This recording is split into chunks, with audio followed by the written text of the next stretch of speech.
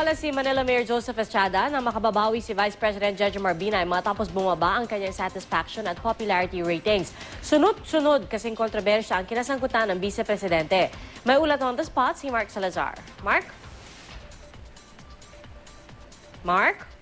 Pia, naniniwala si Manila Mayor Joseph Estrada na makakabangon sa kanyang pababang rating sa mga survey popularity ratings itong si Vice President Jejomar Binay sa kabila nga ng ikamungay kabi-kabi ng mga kontrobersyang kanyang kinakaharap.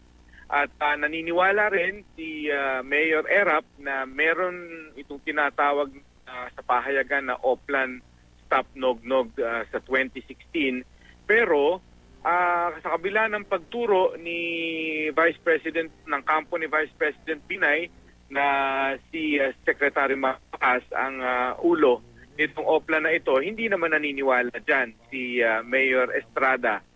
Dahil kilala niya raw personally si Rojas na dati naging miyembro ng kanyang gabinete at naniniwala siyang hindi raw nito kayang gawin yung mga ganong mga Oplan. At naniniwala siyang baka raw meron lamang gumagamit sa pangalan ni Rojas para dyan sa Oplan Stop Nog-Nog 2016 na yan. Si Mayor Estrada kasama si Isko Moreno ay nagbukas ng bagong-bagong Victory and Lacson Underpass sa Maynila at ito'y privately developed at privately run at ginawa na itong parang shopping center na kanyang dinaluhan kanina at fully air-conditioned.